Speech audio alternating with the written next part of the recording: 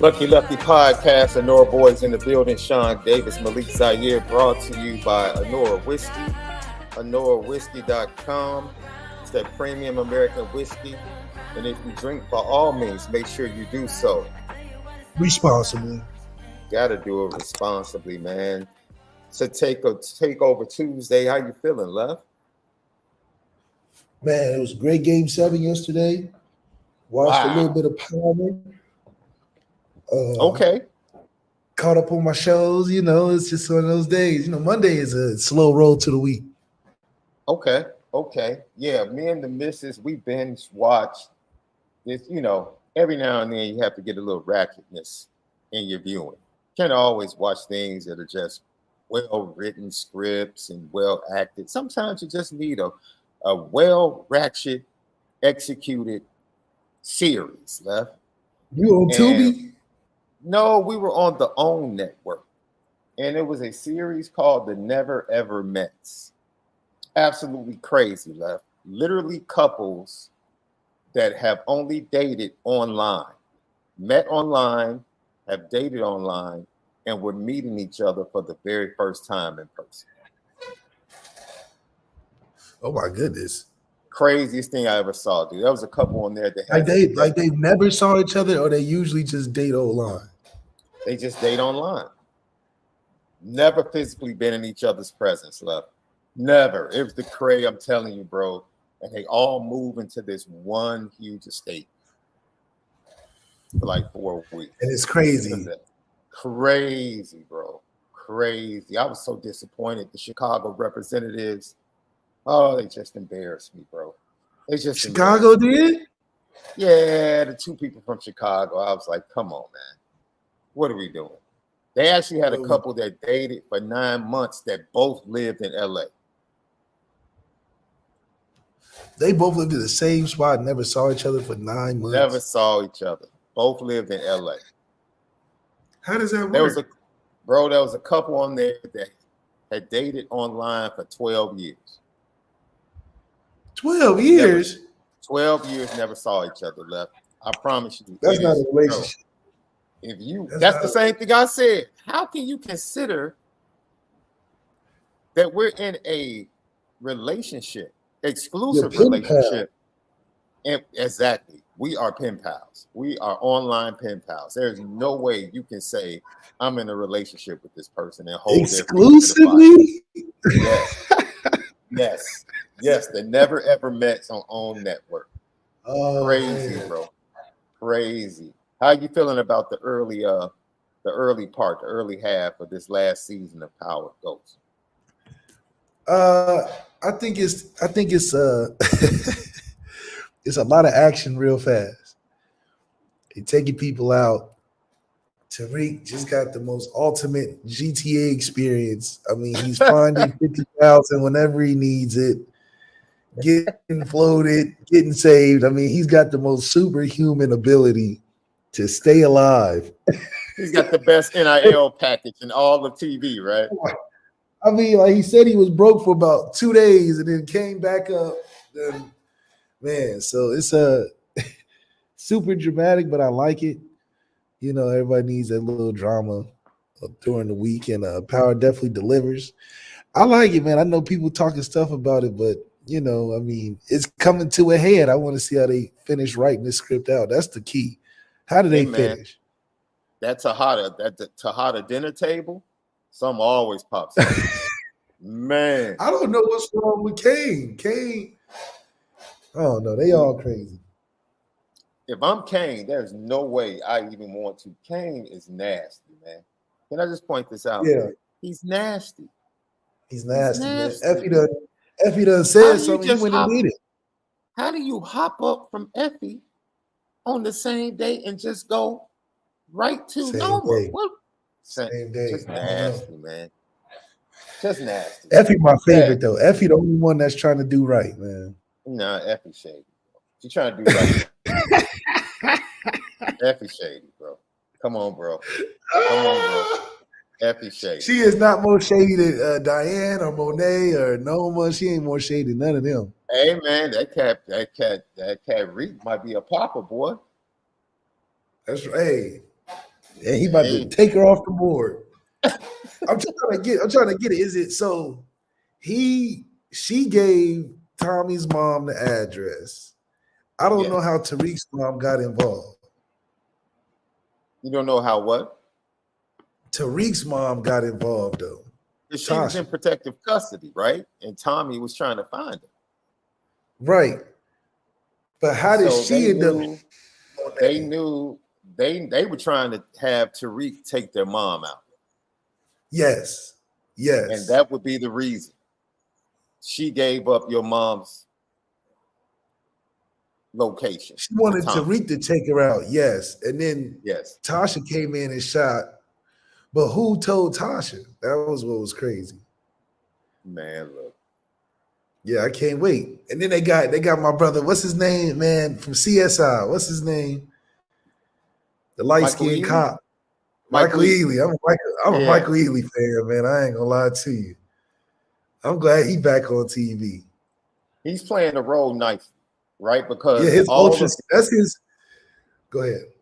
All of the older people, remember at the end of last season, they made them go to Chicago. So they're going to be on the Power Force.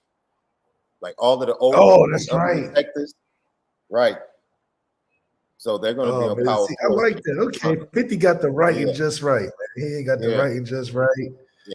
And it's dope because they went to Kate's house. She wasn't there. Why isn't she there? Because she's in Chicago now. She is Chicago. She's in Chicago now. So they've done a good job, man, of building everything. And we want to do a good job. Thank you for supporting us and watching us here at B Nation, Apple Podcasts, and Spotify. Lock in audio edibles each and every day. Subscribe to our YouTube channel, Lefty Podcast. And we are the home of the misguided passion, and we're forever committed to making sure that we spin it different. And thank you for allowing us to give you our brief TV breakdown of several shows right there. Left, we're going to hear from some newcomers: Carson Hobbs, Benny Taven-Powell, Rod Hurd, the transfer safety from Northwestern, and Cree Thomas. There's a lot of love being thrown around for one Mike Nichols. A lot of love. If you guys haven't, you need to go to boards.irishbreakdown.com. Some very good, in my opinion, some very good intel about Ivan Taylor after his 2 visits to Alabama and Michigan. We'll talk about that. You might be feeling good. Preview the 2 July 5th commitments or decisions and commitments. It would be commitments and decisions coming up for Notre Dame. 2 really good athletes. I'm going to allow Left to break down their film one more time. Jadon Blair to Nuke Hines. Carolina kid, Texas kid. July 5th, their decisions on where they're going to be attending college and playing college football. Hopefully, it goes the way of Notre Dame, but we'll talk about their decisions and preview those decisions coming up in the second half of the show. And then the LL question of the day: what is the most memorable comeback? The most memorable comeback in your fandom? What's the most memorable Notre Dame comeback in your fandom or during your fan period? Mine might go back a little bit further than yours, Left. Notre Dame fandom? Yeah, man. What's your favorite comeback? Like while you were playing, what's the best comeback you guys had while you were playing? Honestly, I don't know if what comeback that we had that I remember. It's either we lost or we won. It wasn't even like that Virginia game was a comeback. Oh, the game I got hurt? Yeah. That was probably that was probably one of the few times we came back in that time. We either lost the game or we won the game. It wasn't too many that I can remember. I mean, shit, unless I'm missing something. The Virginia, we came back. Mm-hmm. We was winning when I had gotten hurt. No, you guys were about to go score another touchdown. Remember, He you got scored hurt. right after the play I got hurt. Right. CJ, which ended up being the commercial for Vizio for like 4 years. For years. Isn't that crazy? The play after I got hurt was on Vizio, that commercial. I'm like, I wonder if CJ got paid from that. I mean, I was on there for a minute too. I wonder if he did. It was actually on their packaging for the TVs as well.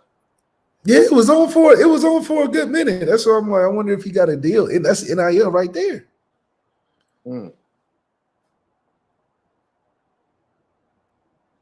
I don't know. That's a good question. We're gonna have to ask that cat CJ the next time he's on with us, man. Yeah, see if he got that money. But seriously, we never really had a comeback game. I mean, Ohio State would be the next one if we were to win that. But most games that we were supposed to win, we won, and then the games that we were slated to lose, we damn near lost. But the good thing is, we're not a team that gets upset. You know, we don't have too many teams that are running on the field on us. I mean, Marshall was the team, but I wasn't there for any during my time. Now, in Notre Dame history, my Rolodex isn't that far yet. Yeah, I'm gonna say. Some people said Stanford, the Snow Bowl against Penn State. That was a hotly contested game back. I guess Penn State did have the lead. That was a nice comeback. I think I can already tell you mine. Brady Quinn, Zibikowski, and the crew against Michigan State. Fourth quarter comeback, bro, on the road. That bad fella was absolutely amazing. You talking about a Who's game? the QB? That was Brady. Yeah. If I'm not mistaken, that was I want to get the year right. I just remember us getting upset versus Michigan State at home. Losing in overtime. But dude, Michigan State has some of the craziest wins. Overtime, the planting of the flag at Notre Dame Stadium, the Little Giants play in overtime. But that's the thing. Michigan State got to get back on their stuff too. They haven't been good since. Yeah, that was 2006. Javon Ringer, Le'Veon Bell. Hell, back when Marcus Freeman was playing, that's the last time Michigan State been worth a damn. Yeah, 2006. Kirk Cousins was They were down 18 on the road against Michigan State and just rattled off like 24 straight.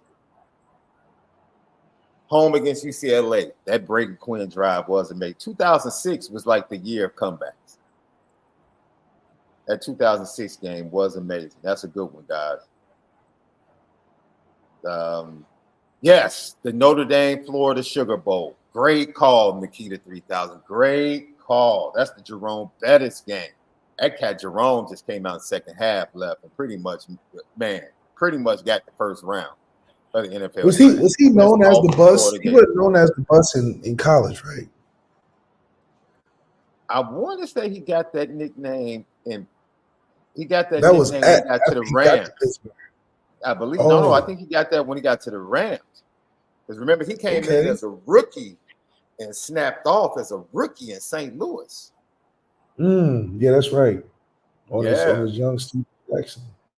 Yeah, that's a great call. Florida game. That's a great call. They had another comeback against Stanford at home. They had another great comeback against USC. Where they ended, I think Tony Fisher ended up being player of the game. Notre Dame ended up winning 25-24. The Cotton Bowl in 90, if I'm not mistaken, the 93 Cotton Bowl against Texas A&M, that was a double-digit deficit. They ended up coming back and winning that game.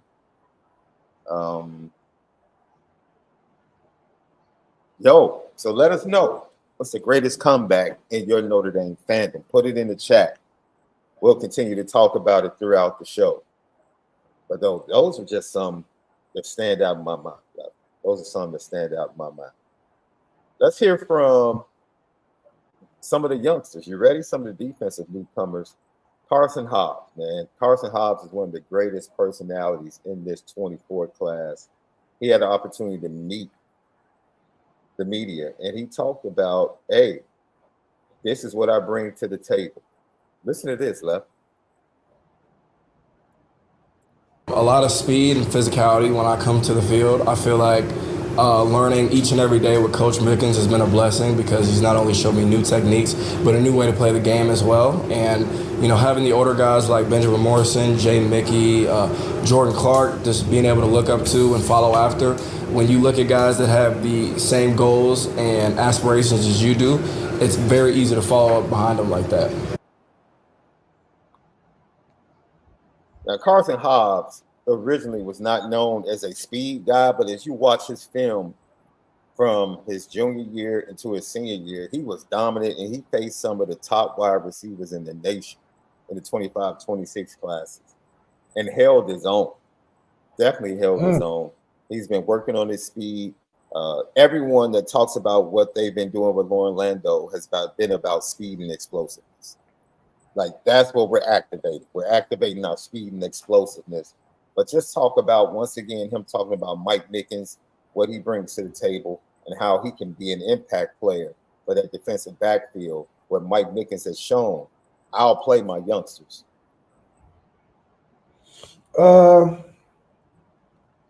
What I like about Carson Hobbs so much is the fact of his fit within that. Because I think of Carson Hobbs, I think of Chris Gray in the same sentence, just different names in terms of body type, the style of the type of person that it is, and then Mike Mickens' archetype of DB. I mean, he's getting the lengthy, long corners that got speed and good ball skills. And I think just the effect of how he can influence even guys coming in and seeing that, oh, his work shows with Ben, his work shows with Mickey, his work shows with guys that he's been coaching. It's easy to follow the path that's set. Similar to what we talked about offensive line yesterday, how the offensive line, like, we got guys that's being like, look, I'm not even in a rush to play. Just let me develop the right way. I trust these guys here, and I'm going to be good in about 2 to 3 years. Now, if they want me to play early, I'm going to play early because I want to play. And I think that's the right talent and right type of mindset that you have to have when you have trust. And this is why coach-player relationship is so important, and the development aspect increases when the trust is there. And for guys to come in, offer their recruiting high, and still be able to trust they position coach going into a season where, you know, they know what's on the team. You know, they have first-round talent on that football team. And so for guys that are behind that, this is just inspiration. This is just the final product being shown in the future while I'm in the present. If I just take these steps and follow these guidelines, I can be just right there. And that's the power of what Mike Mickens has brought. And for him to be able to get better while taking on more. He's going from DBs to safeties and DBs, and to still be able to recruit well, still to be able to get the response and reaction out of his players that he wants, shows that he's priming himself for something bigger, but hopefully we win a championship before he leaves. Man, yeah, hope is right. Lucky Lefty. Talking newcomers, hearing from one Carson Hobbs. Let's go to a young man that Malik had some time to spend with recently. Out there at Benjamin Morrison's camp, he meets with the media. We're talking about Cree Thomas, and immediately, before he gets to talking about the adjustments that he needs to make, he immediately goes into Mike Mickens is that dude. Yeah. A-level pedigree, like he's the real deal, of course. And I learned that in the recruiting process, and not only have I learned that there, but I learned that when I got here. Just his level of understanding of the game, what helps all the cornerbacks in his room elevate their game. And you can just see that from the top down, because the way I came here, BMO has taught me, Christian Gray has taught me, and Jay Mick has taught me. And that all starts with Mickens, of course. Yo, the one First of all, who is that? Dejounte Murray? He does look like DeJounte Murray. That's a good call, man. That is. We might as well. That's his nickname for the show. Yeah, I was Little like, wait Tay. a minute. Well, we can't call him Little Tay because they have Bronte in the class as well. So we're gonna have to just call him DeJounte. But yeah, Creed. Yeah, that's Creed right. Definitely resembles. He looked just like him. I was like, That's crazy. But yeah, I mean, this is what you love so much, is just about what Notre Dame brings, and Marcus Freeman building the staff, man. He's building the staff, and when they say you build it, they will come. Well, he's built it, they've came, and they've stayed. And I think there's a lot of credit to Marcus Freeman being able to continue to be stable in such an unstable environment. I mean, Notre Dame has been the stepping stone for many coaches and players alike to see it as an opportunity, not to stay for a long time, but a good time. And it seems like the good time and the long time seems to be happening at Notre Dame, and the value that guys are seeing out of it. And it's always a good sign that the program's in a good state when the freshmen are encouraged to learn and not be so thirsty to want to go out there. If anything, they show respect to the guys that have been there and put the work in and see themselves as somewhere. They got a long way to go if they want to get to a Ben Morrison height or Xavier Watts, or even the experience of a Jade Mickey getting playing time as a freshman. There's still a long road to go to get to that. And, you know, we've recruited guys that have the talent to do it, but also the mindset to take the right steps to make it happen as well. Yeah, I agree with you, Love. That is something that oh man, I'm sorry, I'm mixing up the names on the clips. But I'm glad you gave that insight on Creed Thomas. Let's go to another clip where he talks about the adjustment that needs to be made. Oh man, you guys excuse me. I'm not at my home office, man, and internet up here is definitely. Because you're in the basement, ain't it? No. I'm upstairs. At the office, but it's still, you know, it's a long trip from the router to this area. So I mean, not only the speed of the game, but just the level of like intellect you have to have playing this game. So they've helped me with like technique, as well as just stuff that you learn from playing the college game against high-level receivers, which is going to help me in the long run. Leonard, can you describe the type of football player you are and try to be, and what do you think maybe your path is to helping this team this year potentially? Yeah, I think my path to helping this team, I bring physicality at the line, and then I also bring ball skills. So not a ton of DBs have ball skills, but I feel like I have receiver-like ball skills, as well as length. all right. Like I said, correction. I mixed them up. They resemble each other. That's Leonard Moore, who's from the state of Texas. Leonard Moore just got there, right? Yeah, that's Leonard Moore. Leonard Moore just got there. Creed Thomas still had broke me. Yeah. I just saw Creed Thomas. Okay. But yeah, Leonard Moore, I like it. The confidence, man. I really like the fact that he knows, like I said, I mean, the one thing that Marcus Freeman has done really well is get guys that know their role. And you hear it all the time. You heard it from Bo Collins. Hey, I can add this. Leonard Moore said, I can do this. I can add this. So you get guys that acknowledge what they do well. And I think that's something that they handle in the recruitment process where, you know, their position coach or Marcus Freeman says, we see you well as this. We see you do this the best. We see this adding to the team in this way and adding to the room that you're going into in these ways. And I think that's a streamline for success in building a process of Leonard Moore's first year, he's working on this. The next year, he impacts the defense doing this. The next year, this and that. So a lot of what we're hearing these players speak of, we haven't heard of the recruits that came in speak of that as well. You know, like the guys like Rico Flores is coming in and just wanting to play. We got guys coming in now that's like, hey, I can add height. I can add physicality. I got ball skills.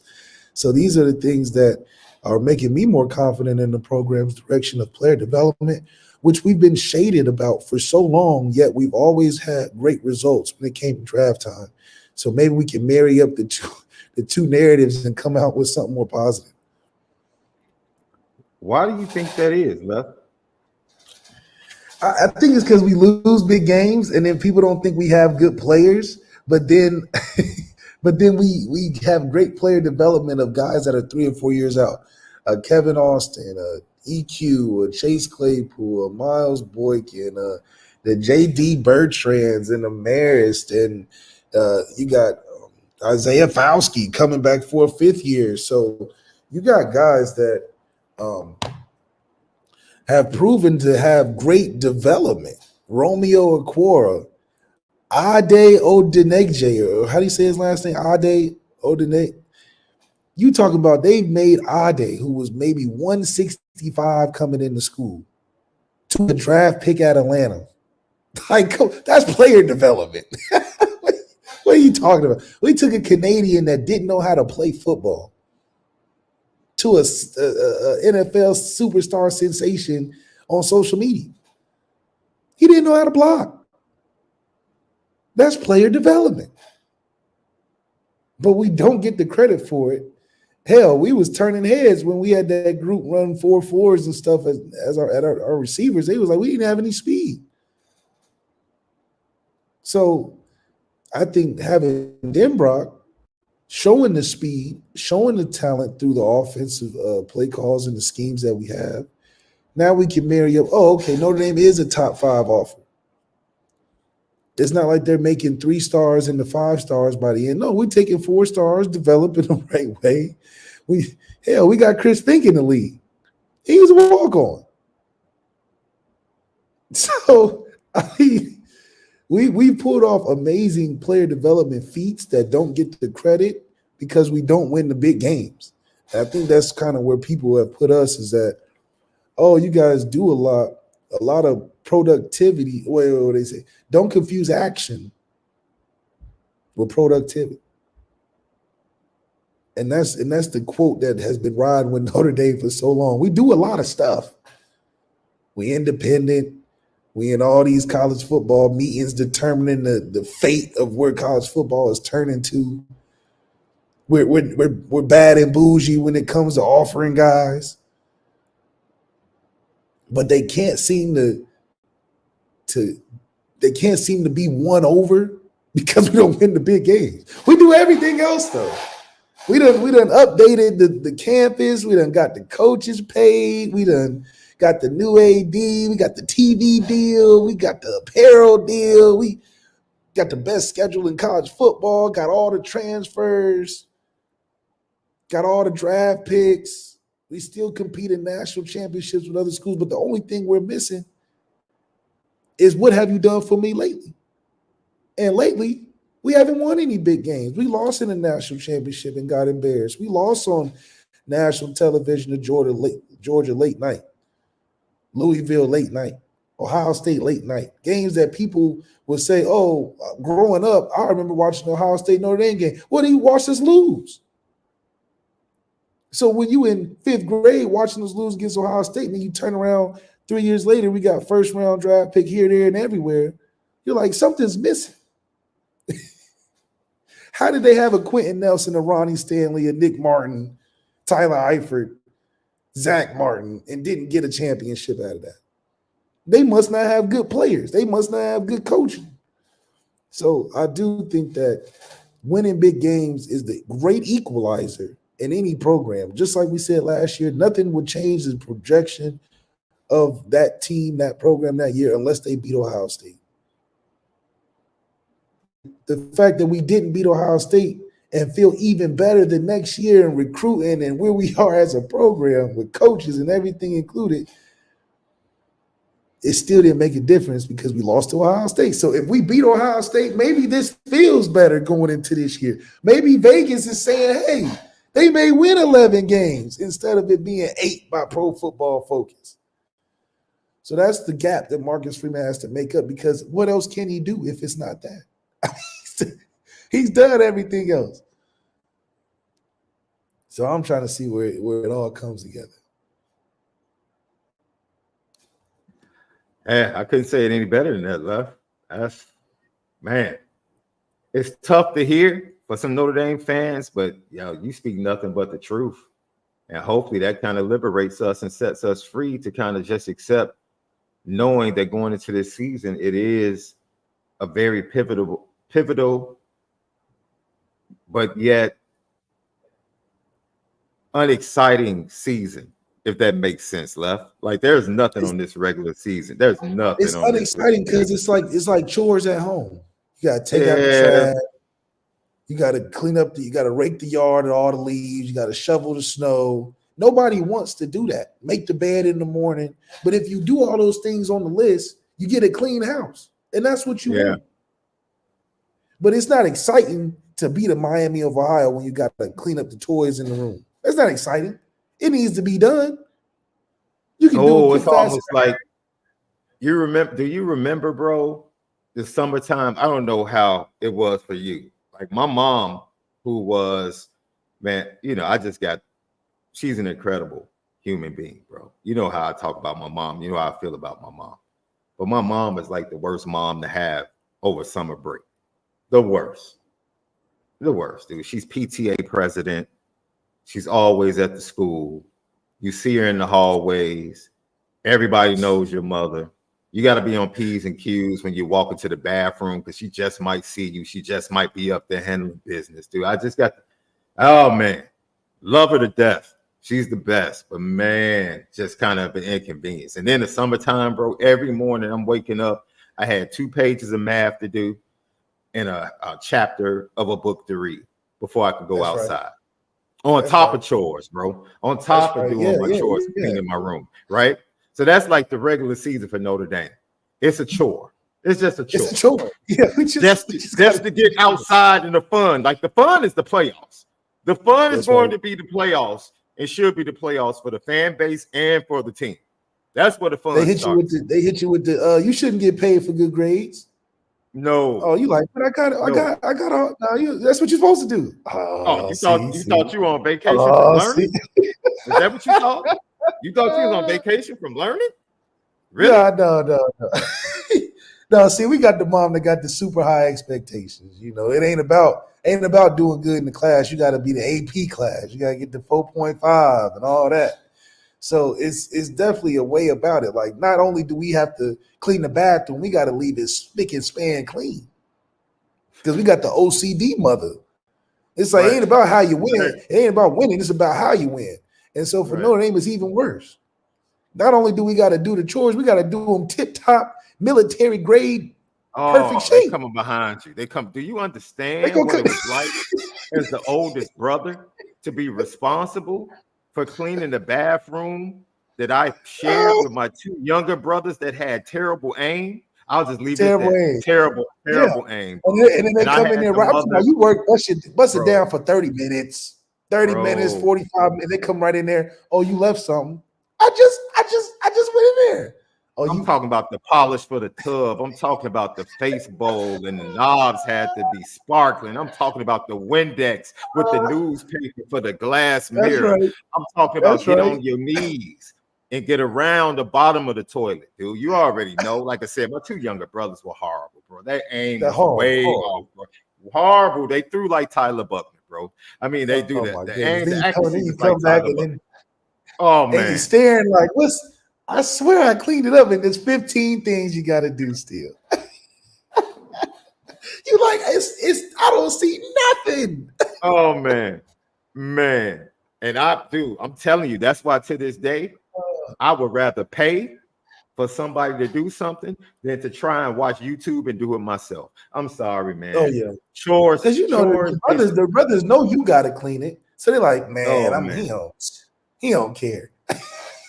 So they a little extra reckless when they in the bathroom. They like, oh yeah, Sean gonna clean this up. We straight. Straight. Don't even worry about it. Man. Lucky Lefty podcast. So yeah, that is what lays in front of us or lies before the Notre Dame football team, right? A regular season that really, will it challenge them to kind of get up? It's easy to get up for the first game, right? Because everybody's excited for the first game. That's and then I guess the Louisville game is a revenge game, but they're going to really have to be locked in, go until November, bro, to really execute and be fired up. I think that's going to be one of the challenges of Marcus Freeman and his staff, man. Like you have the 2 early games that have meaning, Texas A&M and then Louisville. And then in between that, with a schedule that is below average, in my opinion, you're going to have to coach and get these cats locked in going into November where they face USC and then Florida State, who's probably the best team on the schedule. Yeah, I think nothing that we can't handle, pretty much. I think they should definitely be able to handle it. I think we've gotten to a place where, nobody's giving us the benefit of the doubt. Nobody's feeling sorry for us. Mm-hmm. So it's an opportunity to really see if we're the team that we feel like we can be. And Marcus Freeman, how do you navigate these waters? Yeah. These are a lot calmer waters than you're used to, but they're also very tricky now. Yeah. Where, the sight looks good. You can see the other side, but you're going to have some dips, some hips, some flips. You're going to have some things you're going to have to go through that wasn't as scary looking as last year. Yeah. But there's a lot of little things that can catch you up just as bad. Oh, fact. So playing bad against a Purdue, playing bad against a Georgia Tech down in Atlanta, who will be better. They're not going to be terrible. They will be better, but not where we should be. So playing any of these games close. Hell, playing Louisville close. Louisville done got all those people they had last year. No, we owe them one. Oh, yeah. So I think it's important that we understand that this is a season to be dominant, and the schedule is what it is, and that our focus has to be how do you take game by game, but with a presence of what the playoffs are. I mean, I think that's the most exciting part about this year is nobody has been in the playoff system before. Nobody knows how it's going to go. And the regular season is going to be a fight to get there. Clearly, Pro Football Focus thinks we're going to be fighting for our lives. Because losing all them games, and we can only be a 5th seed, ain't no way. Man. I don't see that. I have no clue where they got that analysis from. Man. Unless I missed something, I don't know.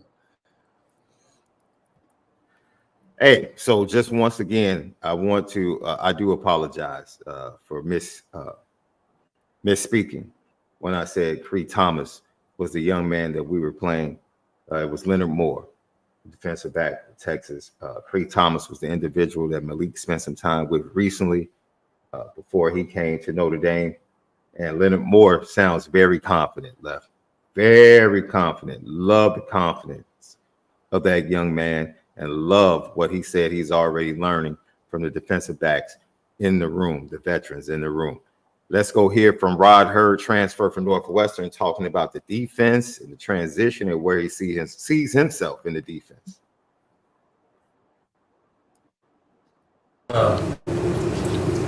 What's the lifting and the conditioning been like so far? It's usually a change for young guys. Yeah, for sure. We haven't got into the nitty-gritty of like the hard lifting and conditioning, but Coach Lando right now is just programming us and getting our technique right so that we can put weight on and that we can grow those muscles that we need to be explosive. What's a part of your game that might not have gotten enough credit during the recruiting process? I feel like a part of my game that doesn't get enough credit is just technique. I feel like I have good feet. Like a lot of people just see a long, rangy corner who can go get the ball, but I feel like I cover well.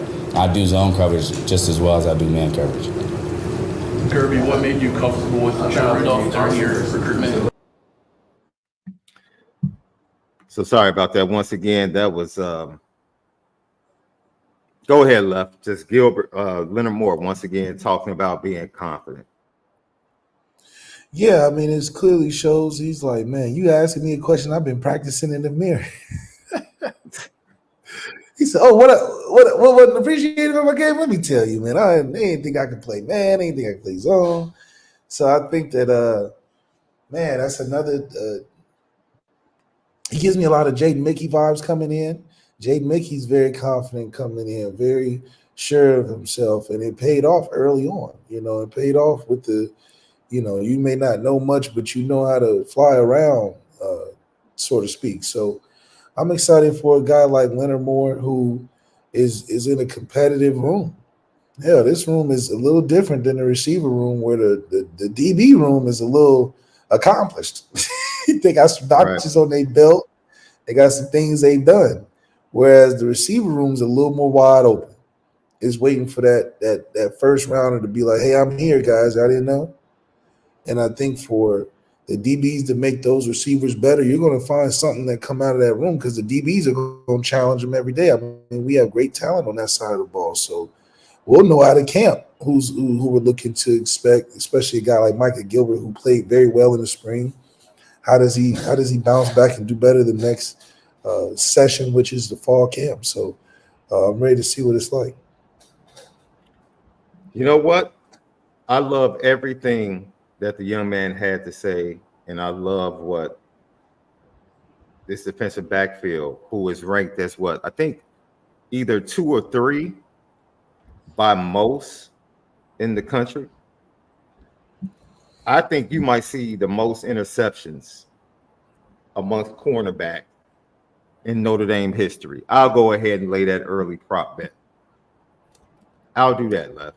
I'll lay that early prop bet. Say it's a chance. Like if there's a prop bet out there for interceptions by this Notre Dame secondary, I would go ahead and play it early. I would do that. I wouldn't have a problem doing it, because I think they're going to be very opportunistic. Because like, who are you going to throw against? Christian Gray's going to get plenty of opportunities early, because people are going to throw away from Benjamin Morrison. Jay Mickey's going to get plenty of opportunities, right? You got Jordan Clark, who was one of the stars of the spring. The way he was played, his utilization is going to be attack the football, make plays at the line of scrimmage, make plays behind the line of scrimmage, blitzes on third downs and in passing situations. He's going to be a jack of all trades for his defense, and he's going to be used all over the field. The aggressive nature of the defensive backfield, I think, is going to yield turnovers for this defense, and I'm super excited to see what they can do. Super excited what they do as a unit. And that production, if you're saying they're getting the most sacks, that means there's something got to be happening up front. And those linebackers are going to cause a lot of action. No, I said most. I said most interceptions. Now, I said most interceptions. Right, that's what I'm saying. It's going to have to come from that front seven and those linebackers putting in the work, putting the pressure on the quarterback, get the ball out. And hell, because of our offense and what we're expected to put point wise, we're going to have some opportunities late game for teams to throw it down the field and for us to make plays on the ball as well. So that's where the complementary football comes in. Can the offense play from a lead and force their opposing team to throw the football a little bit more than what they would want to, considering they're watching film like, yeah, we got backup running backs all day for Notre Dame. Thanks. All right, let's try this again. Now, since, I'm off my producer game because I'm not in my normal setting, Left. Because obviously I'm a little shaky. Let me get back on my target. Let me work on my footwork and try to get back to the accuracy that I'm always working with. This is Rod Hurd. What is it, precision? Did they get that precision back? Being able to kind of consume, what I could, being a watcher, like getting a feel of what practice is like, what the tempo is, what type of, coaches, styles that the different coaches have, getting to watch all the different players and all their abilities and the skills that they have. It's really just a time to kind of just get a full deep dive into what Notre Dame football is about, and so yeah. And then did you do anything on your own to kind of learn the defense or just familiarize yourself with the defense? Yeah, I was able to familiarize myself with the defense, learn, a lot of the different coverages that they run, and kind of, I've already been an experienced player. I've ran all the coverages and played all the different positions and did all the stuff. So, it's kind of transition of just learning new terminology. There's still some different, differences between, the defenses that I played before. Coach Golden has a great defense and, a lot of different ways. He uses guys a lot of different ways. But I'm definitely used to, all the stuff that they've thrown at me. So it's been a good experience and, kind of figuring it out.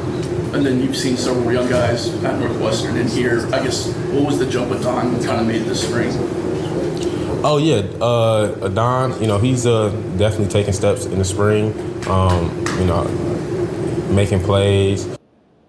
See that right there? I cut it off right there. Left, Rod Hurd transfer for you to show the growth in this program at the safety position. Would you rather see Rod Hurd starting against Texas A&M, or would you rather have a Don Shula as that redshirt freshman starting at safety?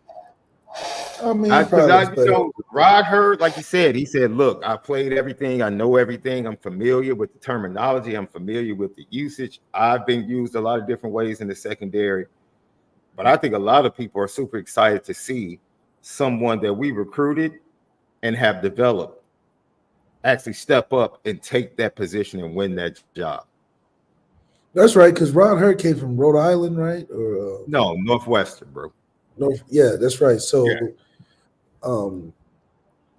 obviously, from a fan's perspective, you would want to see an Adon Schuler, just because this whole transfer thing we're still new to, and the loyalty is a little different. And you're originally coming to Notre Dame, so you kind of want to see that journey.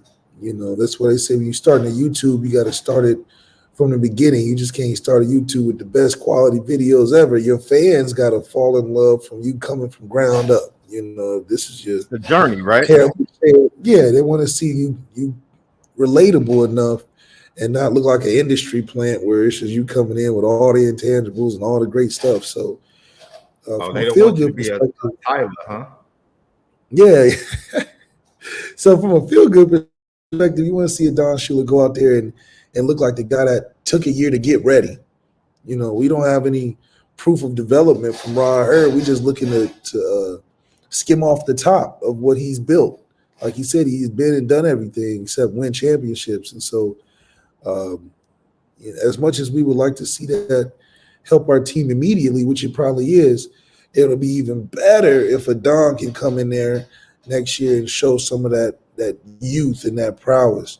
Getting a guy like Rod Hurd, you're just going to see a guy that knows what he's doing. So it's not so much of an exciting thing all the time because he's probably on his job.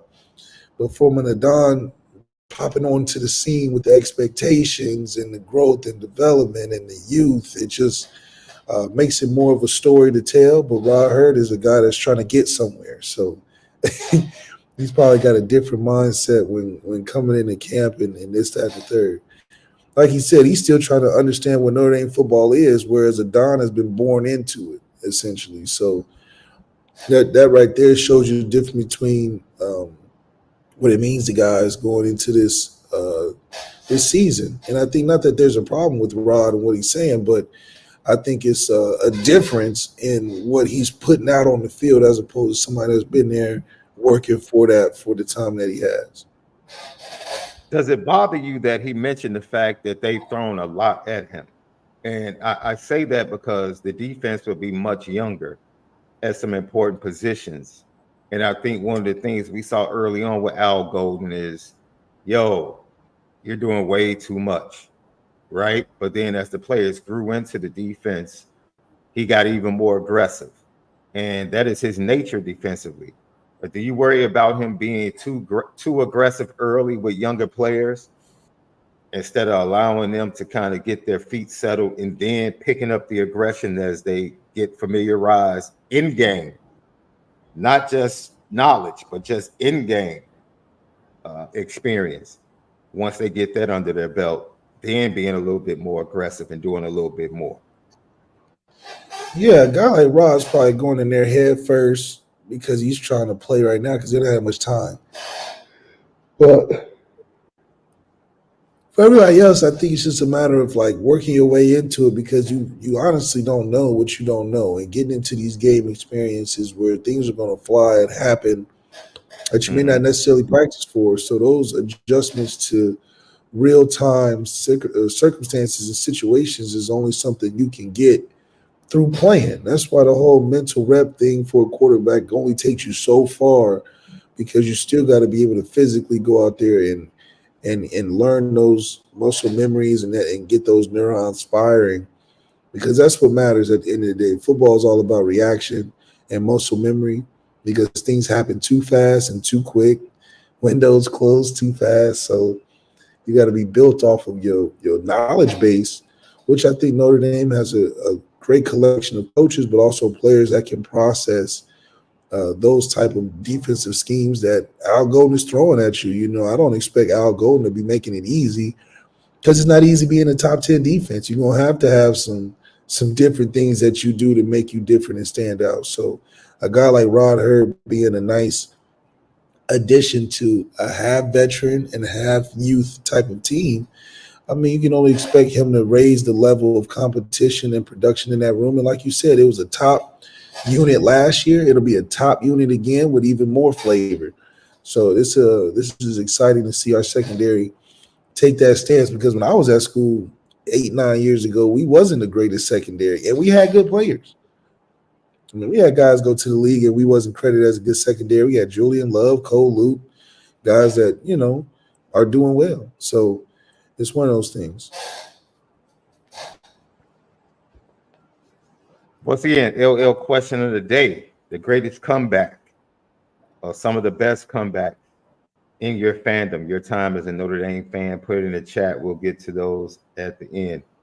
Left, for me, I think I appreciate what Notre Dame is doing as far as using the transfer portal to bring in guys that they can be dependable guys, and matching that with the ever-increasing talent and youthfulness on the team as well, and kind of blending those things together to form a pretty deep roster across the board at every position. I think they're doing it very well. I think a lot of teams are going out and have to find impact players, game-changing players in NIL just to have a shot.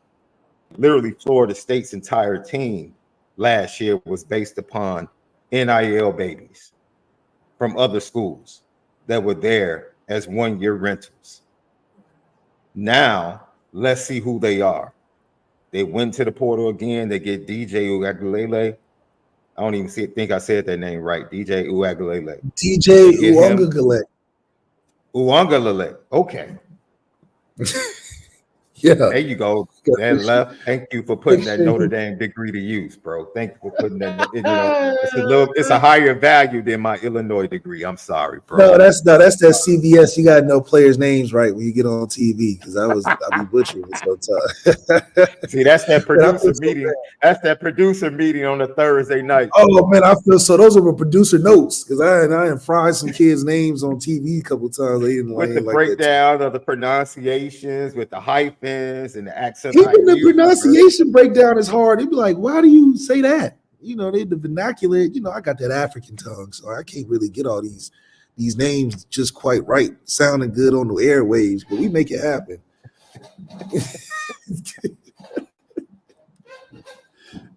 Hey, I gave it the old Illini try. I gave it That's the right. old Illini try. Look. They say if you say it fast enough, they don't even notice it. There you go. DJ Uiagalelei. There you go. Say it nice. That's fast. like the boy from Tennessee, Nico Imamvalita or something like that. Yeah, so many different ways I've heard his name pronounced. Velveeta, you know, all that. Yeah. Yo, Bodie Cahoon, however you want to say it, the young linebacker that Al Golden literally hand delivered to Notre Dame. This is what he had to say about joining that linebacker room, that youthful linebacker room that's looking to leave its mark.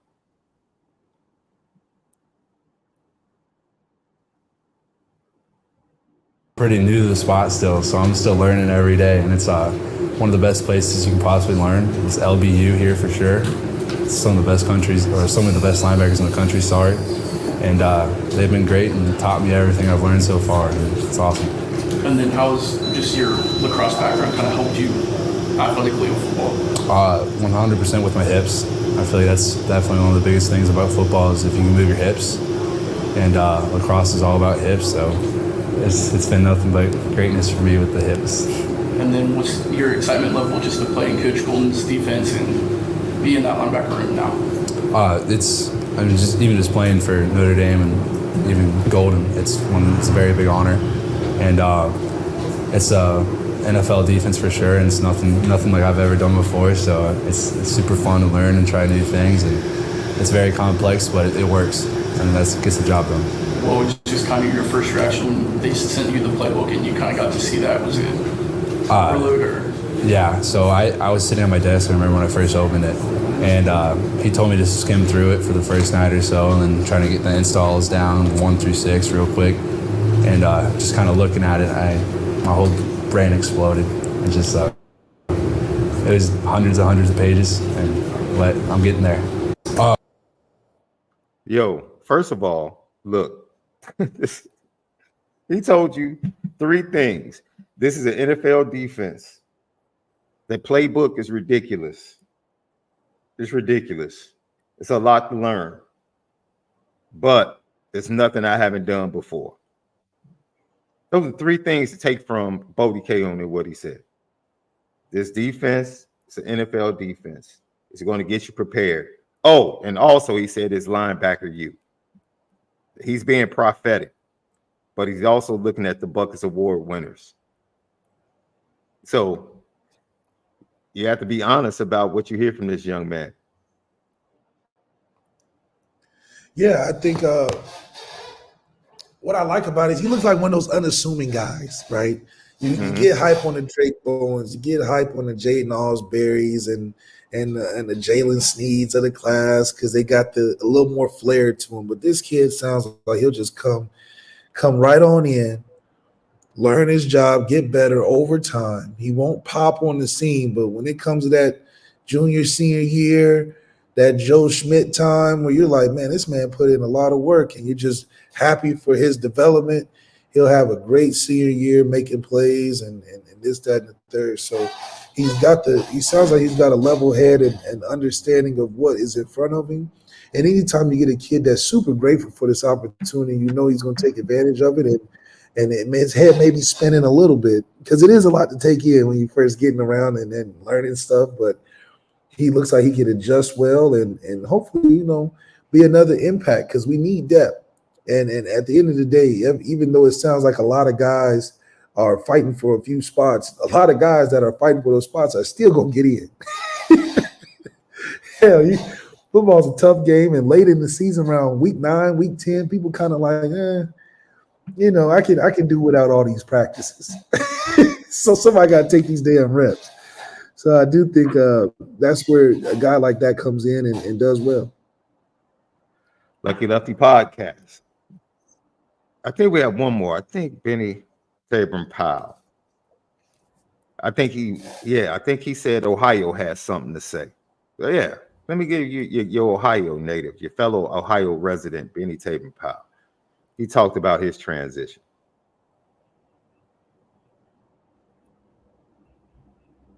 Helped me out a lot.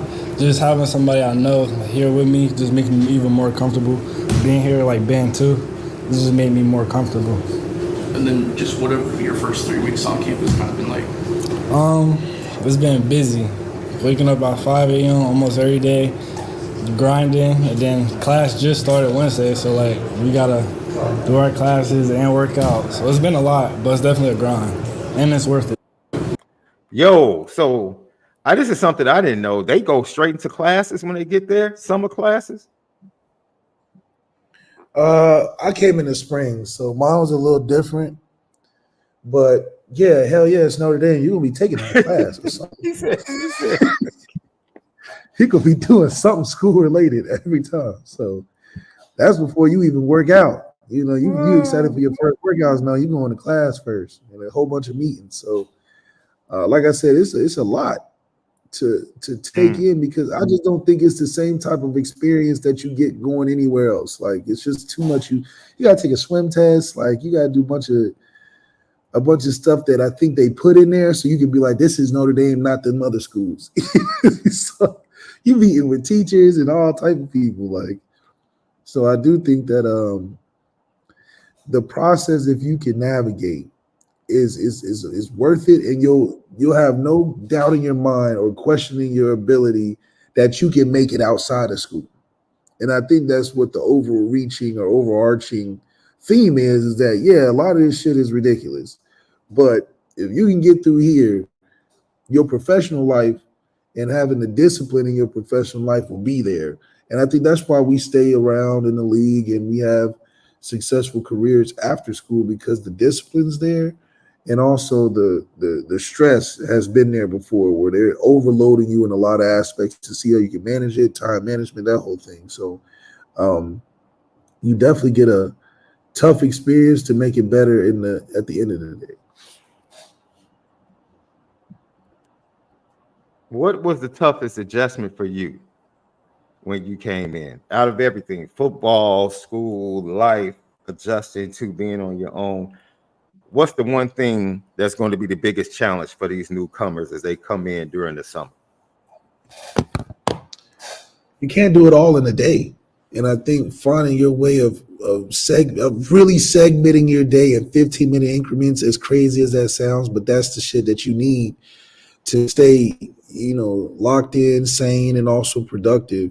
You can also be overloaded so much that you don't get nothing done.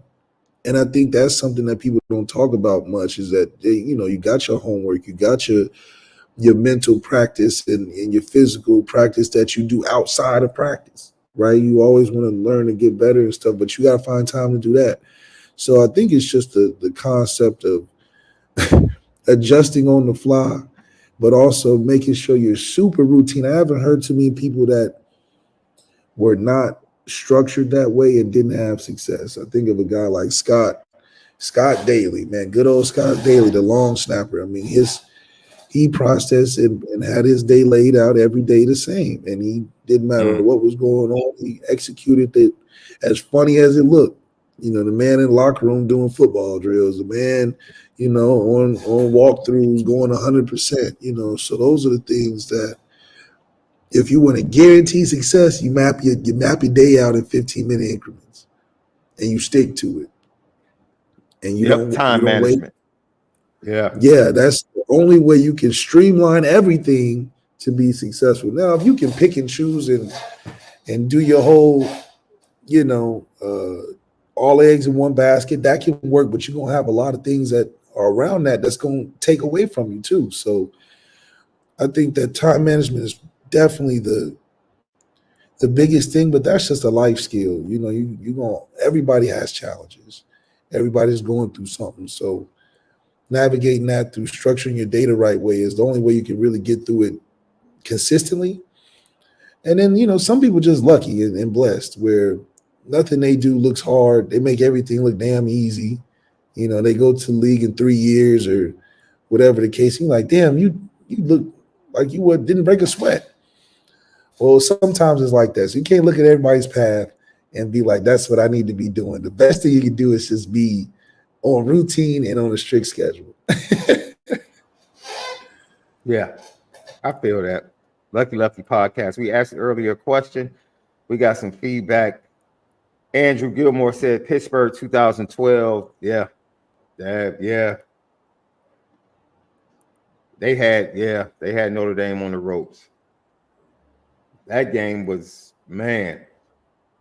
Stanford was dramatic, but that game was dire in the fourth quarter at a point until Notre Dame made that comeback.